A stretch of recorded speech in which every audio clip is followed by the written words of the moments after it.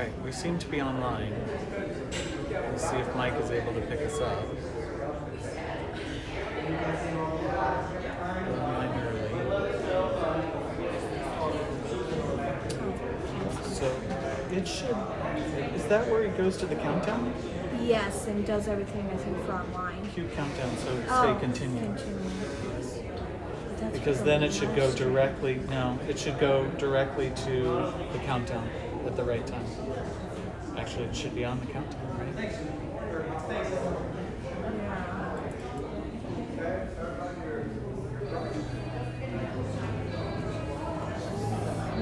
We're on the countdown. So now you're going to come in down here again. It probably will automatically move down there, but if it doesn't, then you're going to go to the welcome when I go to the pulpit. It's so weird that it doesn't show it here, but it's over there. But like... Right. I know. I don't know why it can't do that. I know. It's so confusing. It is.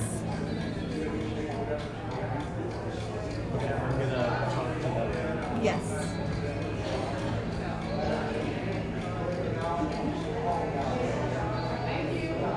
Let me know if you can see me. I see you. Hey everybody, it's Pastor Steve with Christ Presbyterian in Tucson, Arizona. Back up. There you go. Can you still see me? Yep. So just checking in with you because our broadcasting computer is kaput this morning. We're not sure what happened, but we're not able to broadcast through our main system. So I've hooked up my cell phone. Excuse me, you'll get a nice broad view of the room. I really don't know what the sound is going to be like. I encourage you to go back to our 8:30 broadcast this morning to see the sermon, to hear the sound and music better, and to perhaps stick around with us. You'll hear the organ this morning. We have a guest organist today, but we're kind of stuck just coming off my mobile device. I hope it works. I apologize. We'll get to work on fixing that broadcasting computer as soon as we can so that hopefully next week we'll be back to normal. Thank you for joining us.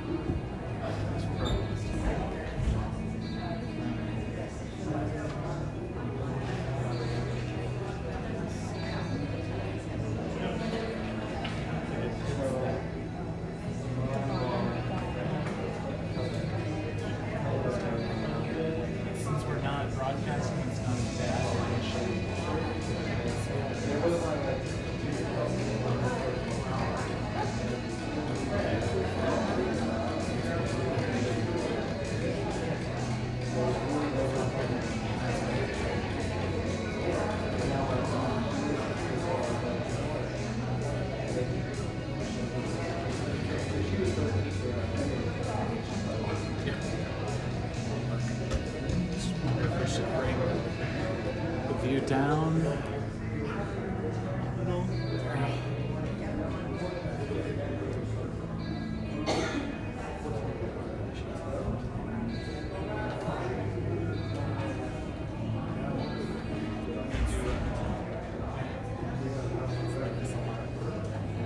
Okay, let me know if you can see me. Yep, I can see you. Good morning, everybody. If you missed my announcement before, it's Pastor Steve from Christ Presbyterian in Tucson. This morning's broadcast is coming to you via my cell phone because our broadcasting computer in the sanctuary won't come up. We can't get it to work. So we're simply broadcasting off of my cell phone, which means the sound is not going to be great. And the up close of the hymns and words and all of that are not going to be great today. If you'd like an up close time of the sermon to learn more about Exodus and see the slides that I'm putting up, I encourage you to go back to our 8:30 service that was broadcast, and it did work in the other room. So you can see those slides and be a part of all of that in that service today. But just stick with us, enjoy it. I hope the sound comes out okay. We thank you for joining. We thank you for being with us. We thank you for your diligence and your time with us. Take care. Oh, that's my cue.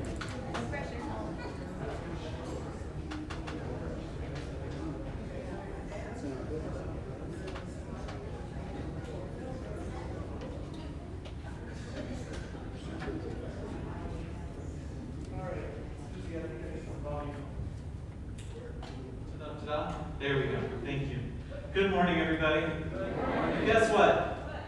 The broadcasting computer is dead. Welcome to another Sunday at Christ Presbyterian Church. Welcome to the challenges of technology. The projection computer is working great. So is the air conditioning. So we're in really good shape for those of us in the room. If you are worshiping with us online, it is via my cell phone. That's set up over in the room, so we're not quite sure how the sound is going to come to those online. And I'm sorry for that because we have a very special guest with us today. David Haar is an incredible organist and musician here in Tucson and has agreed to come and be with us today. And he's going to play the newer organ that we have. I'll tell you a little bit more about that in just a moment. But let's welcome David.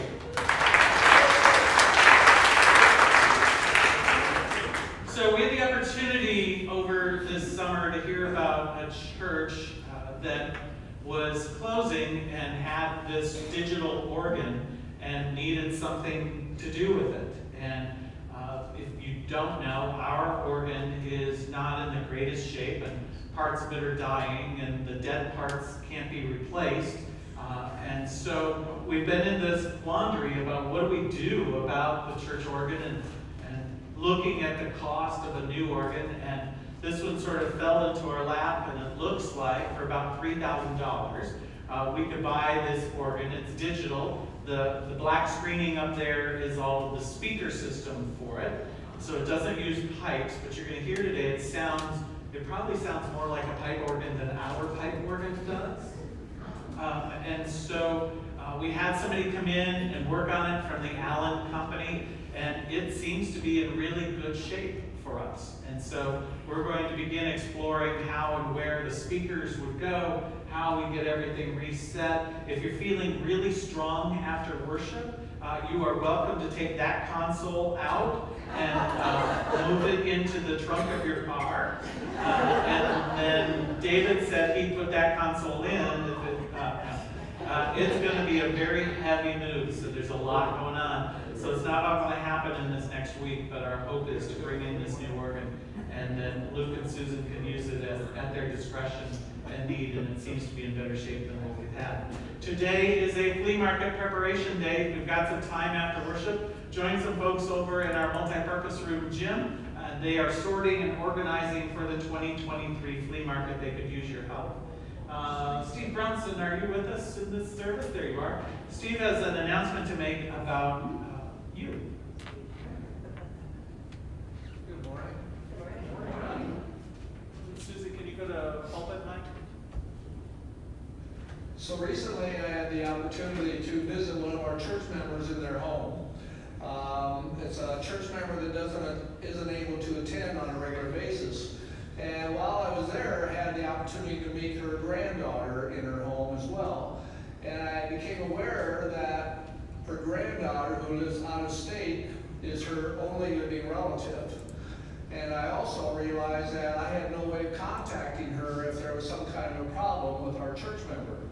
So it got me to thinking that we need emergency contact information on our church members, people who are members of the church, and whether you're an official member or you just attend regularly. if something were to happen to you here at church, we would need to be able to know who we need to contact.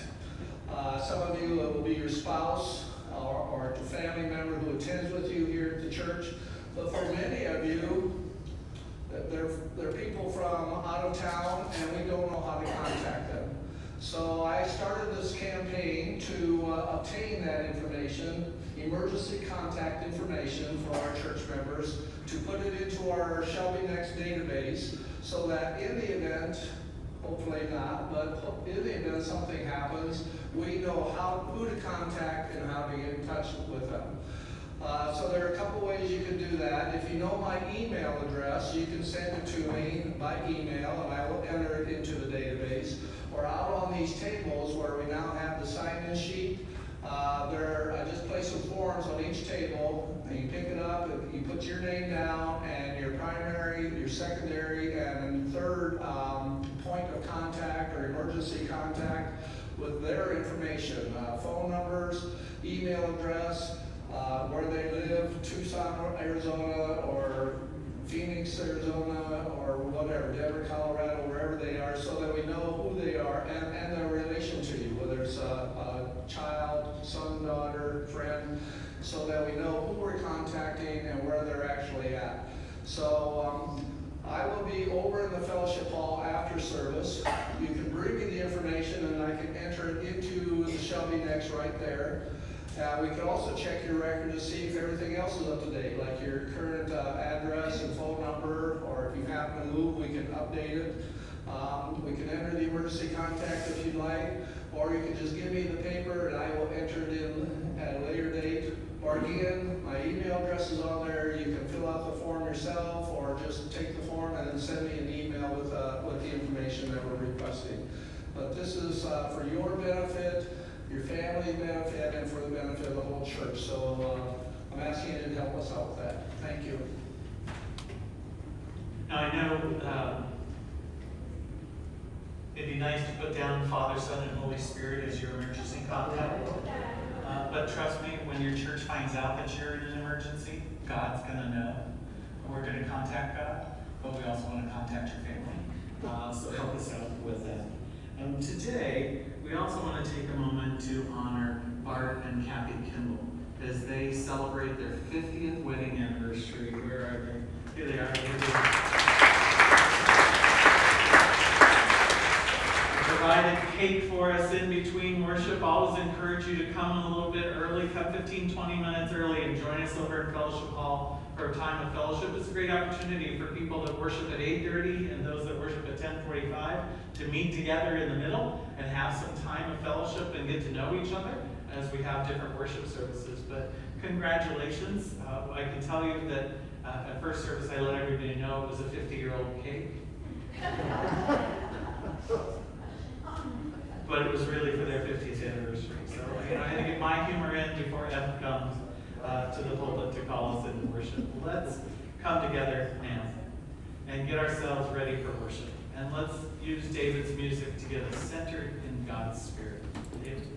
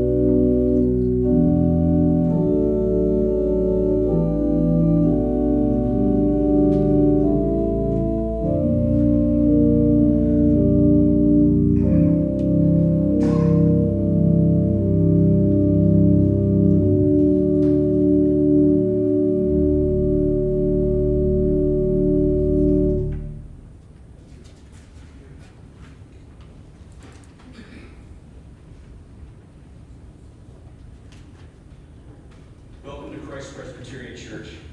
I'm Ed Wilkinson, and I serve on the Church Finance Committee. I'm also a volunteer usher in the back during the 8:30 services. So whether you're worshiping online or here with us in person, welcome. There's several reasons why we worship. Here are just a few. Worship involves the surrender of our lives. Romans 12 says, I urge you, brothers and sisters, in view of God's mercy, to offer your bodies as a living sacrifice, holy and pleasing to God. This is your true and proper worship. Worship also involves getting out of the way. We have to learn to remove our worries, our opinions, our questions, and ourselves so that we can worship with appropriate honor. It's letting go. Sometimes we get in the way of our own experience of genuine worship. Worship also involves personal sacrifice. Hebrews 13 says, praise can be easier when times are good or we've had the big victory, but it requires a sacrifice of our own feelings and fears so that we can give him the focus he deserves. And in Hebrews 13 it says, through Jesus, therefore, let us continually offer to God a sacrifice of praise, the fruits of lips that openly profess his name. And also, worship is celebrating who God is and what he has done. Psalm 118 says, shout for joy to the Lord, all the earth. Worship the Lord with gladness. Come before him with joyful songs. Know that the Lord is God. It is he who has made us, and we are his. We are his people, the sheep of his pasture. Enter his gates with thanksgiving and his courts with praise. Give thanks to him and praise his name. For the Lord is good, and his love endures forever. His faithfulness continues through all generations. Little Johnny comes home from Sunday school. His father asks him what they were talking about. Little Johnny says, Exodus. Oh, and what did you learn? And little Johnny says, well, you see, Moses was leading his people out of Egypt, and they came to the Red Sea. To get across, Moses picks up his radio and calls for the engineers, who quickly build a pontoon bridge, and the Jews cross it. Once they're across, they see Pharaoh approaching, so Moses again picks up the radio and calls in an airstrike. As the Pharaoh and his men are approaching, bombers blow the bridge apart and everybody drowns. Moses and the Jews then continue their journey in peace. The father looks at him and says, really? Your Sunday school teacher taught you that? Little Johnny says, well, no, but if I tell you what they really told me, you'd never believe me. And so today we're going to learn about Exodus. And Exodus is the second book of the Bible and the story of God rescuing the children of Israel from Egypt and forging a special relationship with them. Let's stand and sing our praise.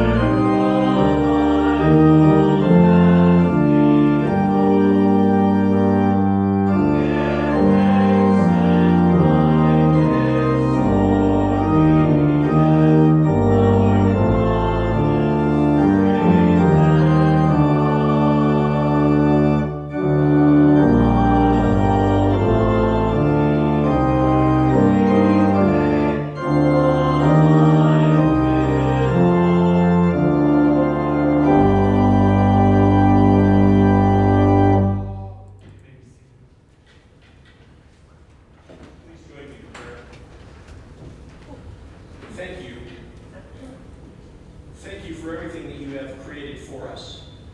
Thank you for the wonderful things that make us who we are. Thank you for the partners that you have given us, the families we have been blessed with, the lives we get to lead. Thank you for your never-ending love and blessings. Thank you for helping us remove our worries, our questions, and ourselves so that we can worship you. And thank you for the temporary pain and suffering that we go through, for without that, how would we ever come to know the pleasures of your blessings and all that you have done for us? Thank you for your love and your mercy and your forgiveness. Help us live more faithfully throughout the week ahead until we meet again as a church. Help us to remember that nothing can separate us from your love. Amen.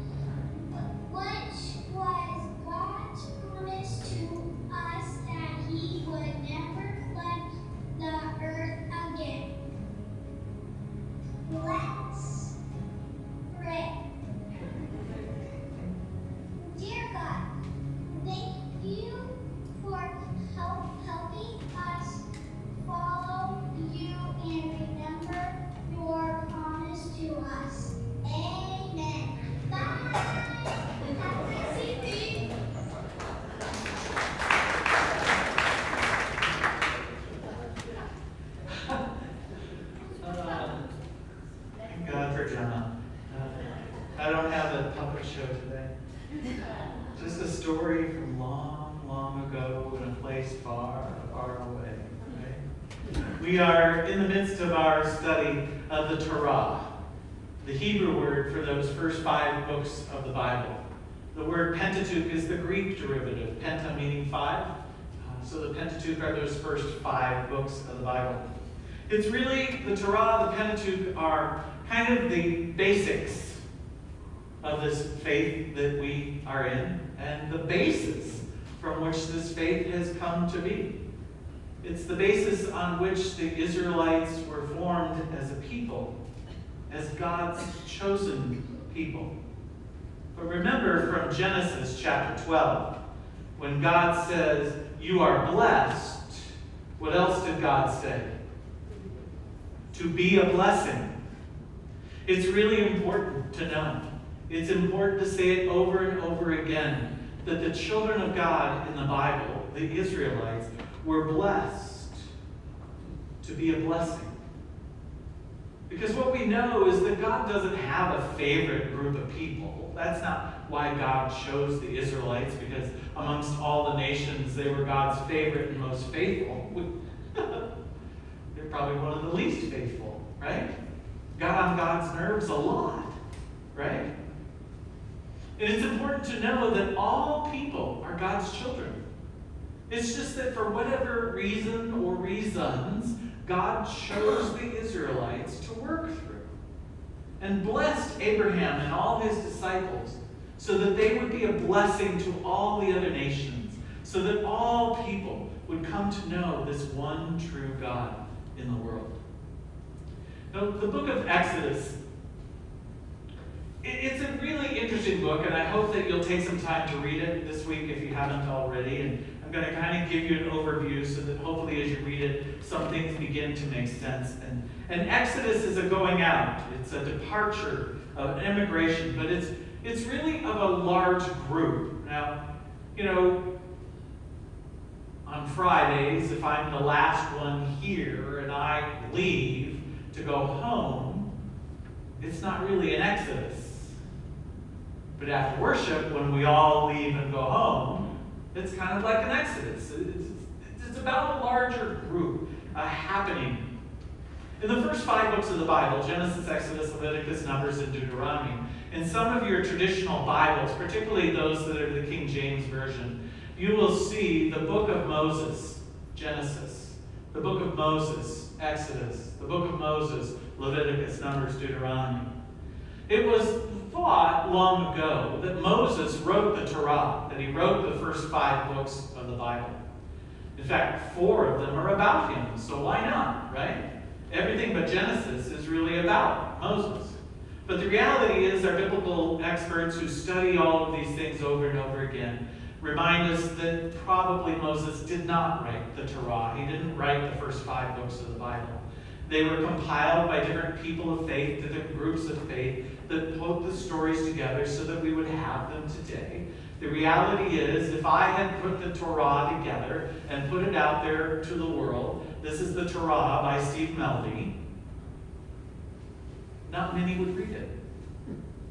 Well, a few of you might, because a few of you know me. A few of you know me and know you probably wouldn't want to read it then. But they ascribed a famous name to it so that more people would read it. If the story is about the beginning of the world and they're looking to Moses as this great leader of faith who helped save the children of Israel, and Moses wrote this story, then people are going to want to read it because Moses wrote it. And so they ascribed a famous name to it, when in reality Moses didn't write the first 5 books of the Bible, even though they're about it. So sorry to burst your bubble. We don't know who wrote them. Okay? Let's get into Exodus.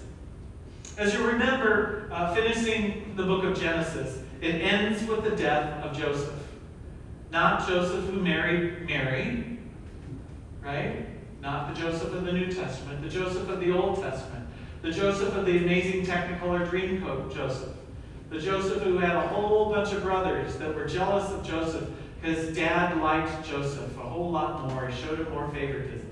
And the brothers got really upset about all of that. And so they sold him into slavery. I don't know how I survived my childhood. I have 6 older brothers, right? Probably survived because we know Rick, the oldest, was always the favorite. Everybody knows it, right? Anyway, what happens with poor Joseph is his brothers get jealous of him. They sell him into slavery. He ends up in Egypt. And while in Egypt, the Pharaoh is troubled, and the Pharaoh has these nightmares and dreams, and tries to find a dream interpreter. And Joseph says, I know what you're talking about. Those 7 fat cows means there's going to be 7 years of really incredible growth. And those 7 really skinny cows means there's going to be 7 years of a great famine. And it made total sense to Pharaoh. And Pharaoh loved Joseph and raised a level of Joseph's life to being the one who was in charge of all the granary. So what they did in the first 7 years when things were really abundant is that they grew all the crops that they could grow, crops that would sustain, some non-perishable food items. And so they created great storehouses. And then in the 8th year, the famine hit. And Egypt had plenty of food. What do people do when they don't have food and water? They travel to where there is food and water. What do people do when their homeland is not safe? They travel to lands that are safe. Can I take a little aside today? This is why people emigrate. Even today. Their homes are not safe. Growing food isn't going well. Coca-Cola bought all the water rights. And so they emigrate. It's what happened for the Israelites. So Joseph's brothers come down into Egypt in the midst of the famine. They're looking for food and water. They're looking for a safe land. Remember how Joseph pretends to be somebody else. They don't recognize Joseph, but Joseph recognizes them. Eventually it all works out, and Joseph takes care of his family, and all of the Israelite people, the children of God, move. They emigrate from Israel down into Egypt. And because Joseph had such great favor with the Pharaoh, they're given the land of Goshen. Ever heard of land of Goshen? Right? It's a good thing. It's a good place. They were actually given a really wonderful land plot area in Egypt that eventually became very, very fertile. It was a great place. They prospered really well while there. They grew in numbers because life was going really, really well for them. The book of Exodus then begins with the death of Joseph, even as the book of Genesis ends with the death of Joseph. So Joseph dies, and we move into Exodus. And at the beginning of Exodus, we're told that as Joseph died, a new Pharaoh comes into command who didn't know Joseph, so didn't honor that tradition. There it becomes a problem.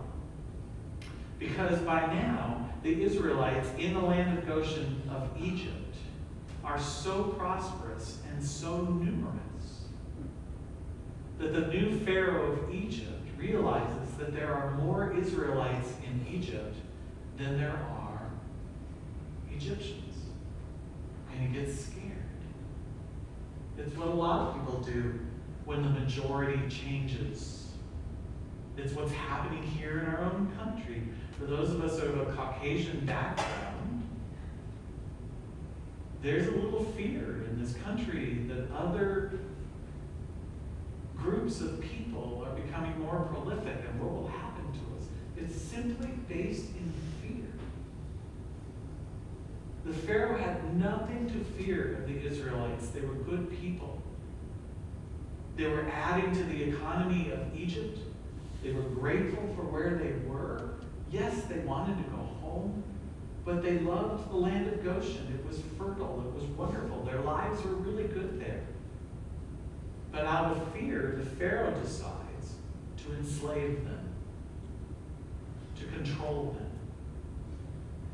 And their life becomes miserable for 430 years. They were in a terrible slavery position. But their numbers continued to grow. And so the Pharaoh continued to be fearful. And so he said to the midwives of the Hebrews, he said, if it's when you go in as a midwife to help a mom give birth, if the baby is a boy, kill it. If it's a girl, let it live. The Hebrew midwives got together and said, we can't do that. God would never approve of that. And so they didn't follow the Pharaoh's orders, and the numbers of Hebrews continued to grow. Pharaoh dealt with the midwives, and then said, all the newborn baby boys are to be thrown into the Nile to die. Enter the story now of Moses. Remember Moses? He's born to a Hebrew mom, and about 3 months old. She'd been keeping him a secret as long as she could, but now he's 3 months old. He's not going to be a secret for long, right? So she puts him in a basket. She floats him in the Nile, because guess who's downriver? Remember? Pharaoh's daughter. And Pharaoh's daughter finds this basket with his baby crying in it and takes it as her own. And she says to her servant girls, find a wet nurse. Guess who they found? Moses' mom. Isn't God great? Right? And Moses grows up and then grows up in the life of Pharaoh's home. There's got to be something going on here, right? Somewhere in here, God's story of salvation for the Israelites is already happening. What happens then, that after he's floated down the river and he is raised, Moses knows that he's Hebrew and discovers one day an Egyptian soldier beating up on an Israelite. And Moses steps in, and in the ensuing fight, ends up killing the Egyptian. Now he's in trouble. He's killed somebody. Not only has he killed somebody, he's killed an Egyptian. So Moses runs. He flees for his life, right? It's his only safety. He runs into the wilderness area to save his life. Moses is gone.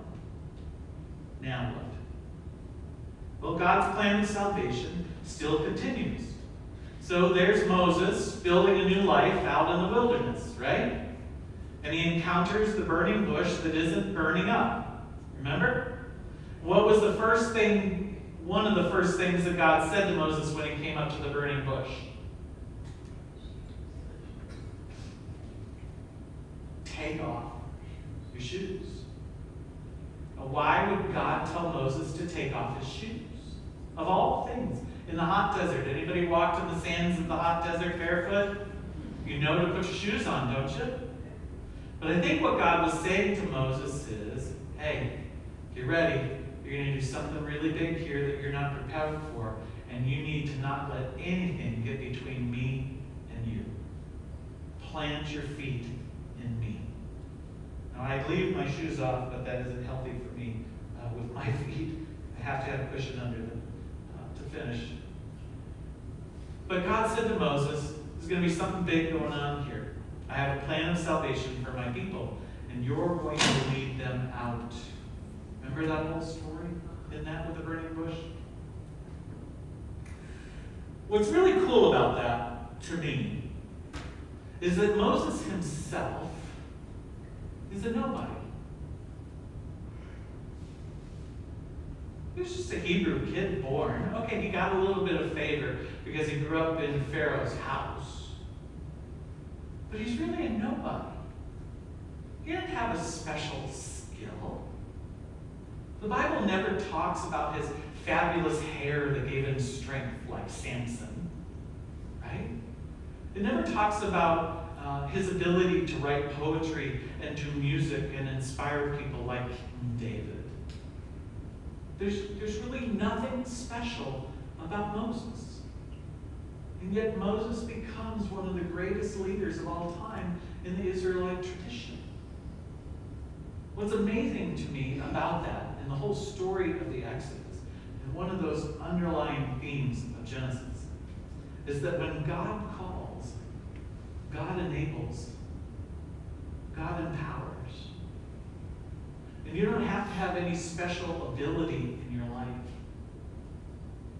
But when God calls you to do something, when God has a plan to use you as a part of God's plan of salvation, God will prepare you.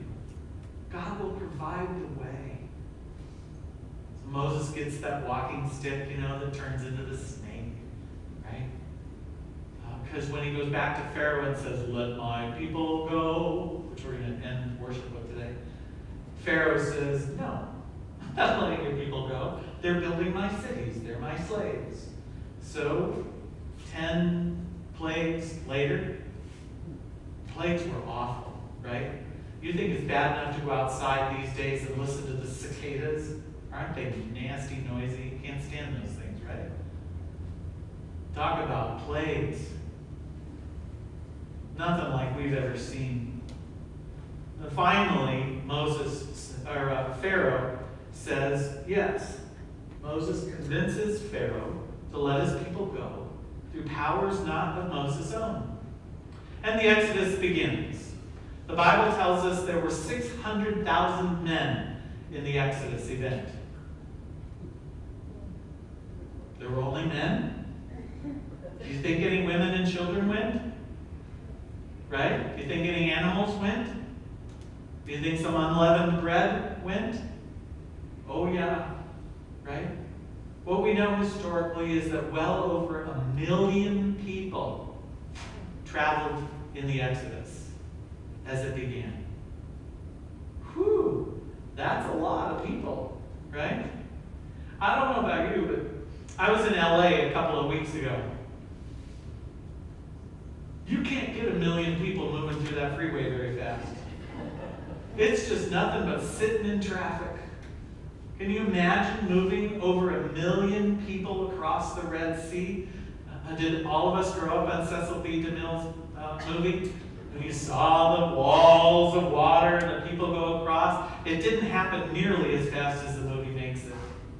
To get 1 million people across that dry part of the Red Sea had to take forever, right? It was far more dramatic than Cecil B. DeMille could ever paint it for us in the movies. It was huge. And they get across, remember? And they go into the wilderness. And they're lost, wandering for 40 years, right? No. They were never lost. 40 years. It wouldn't take any of us really 40 years to walk from Egypt into Israel. All you have to do is keep the Mediterranean Sea on your left. As you leave Egypt, just follow the Mediterranean Sea on your left and you're going to get into the land of Israel. It's like going from San Diego to LA. If the ocean is not on your left, you're going the wrong direction. You're going to get to LA from San Diego if you just keep the ocean on your left. But out into the middle of the desert they went. Never, ever, ever lost. Why? Because God was leading them every day and every night. There was a pillar of cloud by day and a pillar of fire by night. The presence of God was leading them. And what happened when the pillar stopped? The people stopped. They pitched a tent, and that's where they stayed. What happened when the pillar moved? The people moved. They followed it all along the way. What happens a couple chapters right after they cross the Red Sea? The people complain, Moses, where's God? We're out of water. Did you leave us out here to die? Wait a minute. There's a pillar right there. The presence of God is right there in their midst. They couldn't see it. They were too thirsty. They come to the area of Marah, right? And they find water. Woohoo! Water! But the water is bitter and sour and disgusting, and they can't drink it. So what happens? Moses strikes it, and the water becomes sweet and drinkable. And a day or two later, they're parched, they're out of water. Where's God? Did you bring us out here to let us die? No, the pillar is right there. So Moses takes his walking stick and strikes the rock, and the water comes pouring out of it. And the people rejoice. Oh, yeah, God's with us. They travel some more. They start running out of food. So what happens? Every morning, manna appears. Food that's full of protein and carbs and vegetables and I don't know what else. A couple of days in, they're like, we're tired of eating this. Where's God? The pillar's right there. So God sends in the birds, remember? And they get to eat the birds. It's this wonderful story of people questioning and trusting, questioning and trusting. Never lost, because the pillar of cloud was there during the day and the pillar of fire by night. God led them for 40 years. Right? And then probably the other big famous part of the book of Exodus comes with the story of the Ten Commandments. Remember, Moses goes up the mountain, the pillar stops, they all pitch their tents, they gather around Mount Sinai at the base of it, also known as Mount Horeb, same mountain. And Moses goes up the mountain, he spends time with God. While he's up there, God etches the Ten Commandments into the stones, right? And while he's also up there, God gives, there's a whole section that's kind of confusing in there, but while he's up there, God gives him directions on building the Ark of the Covenant, that carrying piece that the stone tablets were to be put in, right? Most of us know the Ark of the Covenant because of Indiana Jones, right? But also the Ark of the Covenant was to be placed inside a big tent called the tabernacle. And so there's very strict directions on what that tabernacle should look like, what the sides are to look like. God's giving Moses all these directions. And then Moses comes down the mountain. You know, if you've ever seen Monty Python, you know he's coming down with 3 tablets saying there's 15 commandments. He drops one, he says, make that 10. And there was only 10. There were only 2 commandments, but it's funny. But what happens is Moses comes down the mountain and the people have melted all of their gold products and stuff and formed the golden calf because what happened? They again started complaining, saying, where is God? Wait a minute. The mountain was ablaze with fire and smoke. The pillar was right there. And they thought God had abandoned them. So they decide to make a god of their own. They melt down all of their gold, create the calf. Moses comes down, he gets really angry, throws the stones and breaks the stones.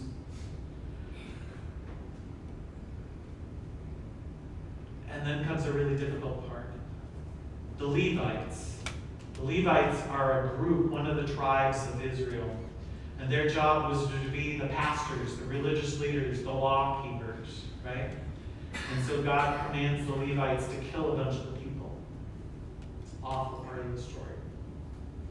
And they do. And what ends up happening then is that God forgives them. What ends up happening is that Moses intercedes, or as the New Revised Standard Version says, for the stiff-necked people. I love that phrase. Stiff-necked people. The people who could only see one thing. The land of milk and honey. That's where they wanted it to be. And they could only look in one direction. Their necks were stiff. And all the while, out here and around them, God was actively working in their lives, guiding them. But they could only look at one thing. They're like those kids in the car who relentlessly for 40 years say, are we there yet? Don't you just want to smack them? Didn't you get smacked as a kid for saying that? The stiff-necked people, the people of Israel, who could only see one thing, the end product, while not seeing how God was active in their lives all around them. God had set into motion a plan of salvation and had called leaders to save the people. But they couldn't see it. Moses goes back up the mountain, spends some time with God. God passes by him. It's a very interesting thing in this part of the story of Exodus. When you read it, you can't look fully at the face of God, the full presence of God, because you're going to melt. Right? So Moses doesn't get to see God, but God passes by, and he gets that sensation of God passing by. And Moses comes back down the mountain, and he's shining. He's just shining. So he has to wear a veil and everything because of it. And he has new tablets. And he comes down the mountain, they build the Ark of the Covenant, they build the tabernacle, and they get things together. And then on they go. Exodus is just this really wonderful book in the part of the story of God working with people in the world. It teaches me a lot of different things. It reminds me that life is not an all-inclusive resort, but that life is really a trust walk. For 40 years, the people had the pillar of cloud or the pillar of fire right there in their presence. When it stopped, they stopped. When it moved, they moved. It was the very visible sighting of God's presence in their lives. They were not alone. They were not lost in the wilderness. They were following God. And for 40 years and a couple of generations of people, they were learning how to trust God. But that stiff-necked people, all they wanted was the end product. They didn't want to go through all the challenges in life. They didn't want to see how God was active in their life. They just wanted to know that God was getting them to the end. But God was active in their lives all the way around.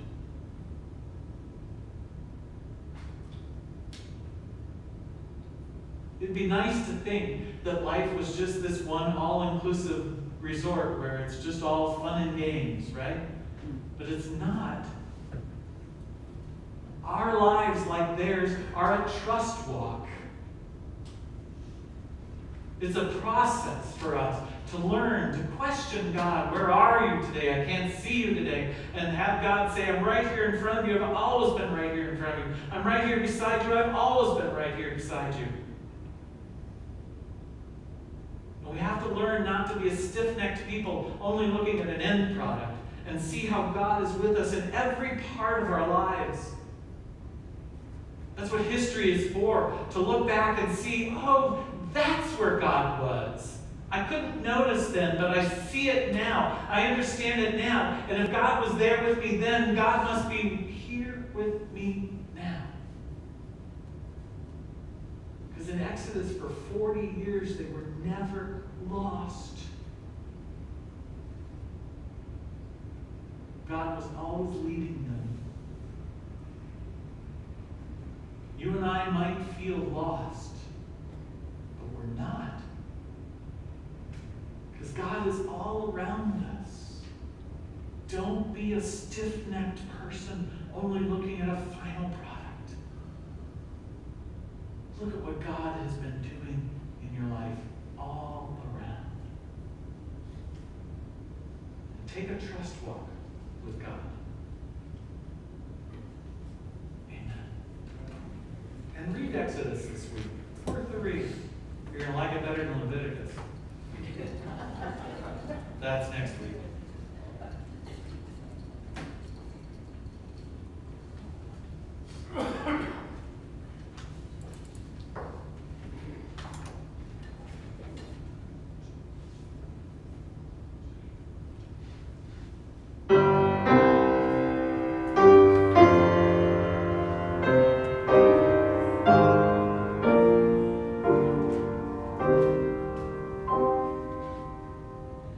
This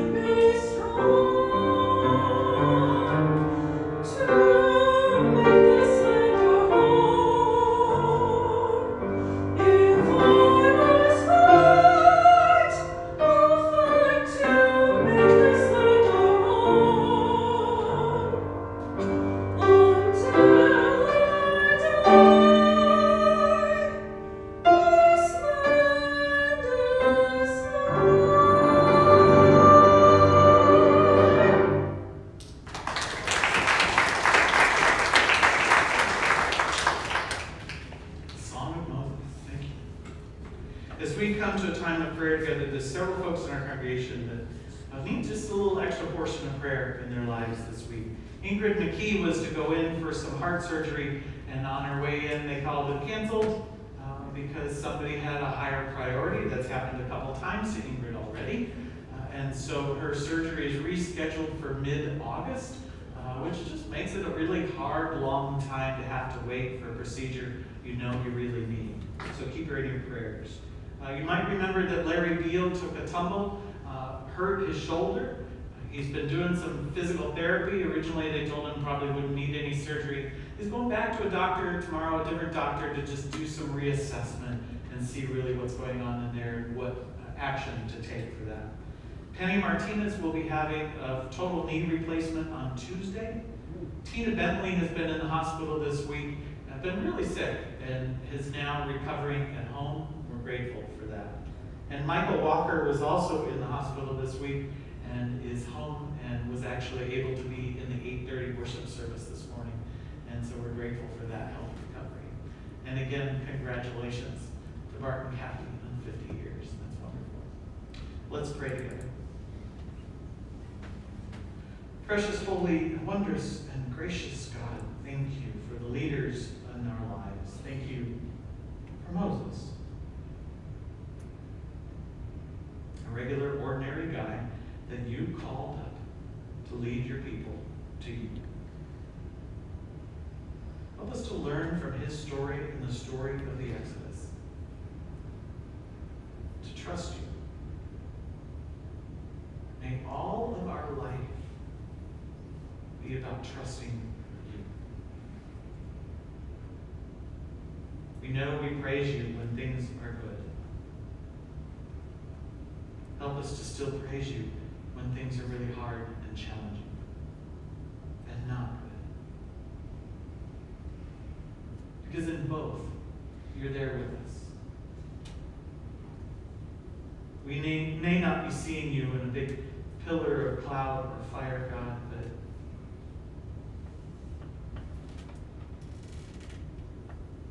you're here.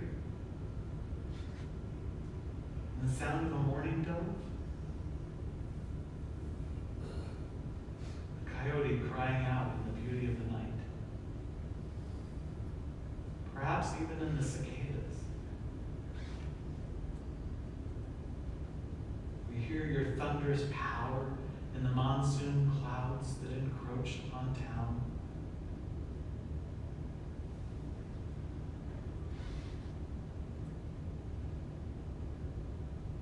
We recognize your ability to cool things down when the rains come and the temperatures drop. And the desert land says, ah.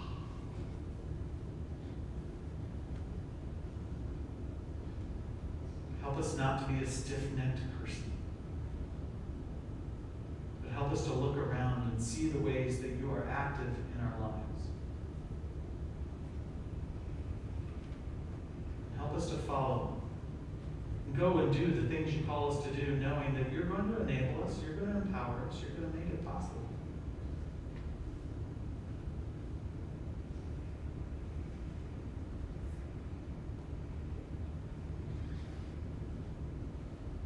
Ingrid and Larry, Penny, Tina, and Michael have an extra portion of awareness of your spirit in their lives. Thank you for the commitment Bart and Kathy made 50 years ago and continue to keep today.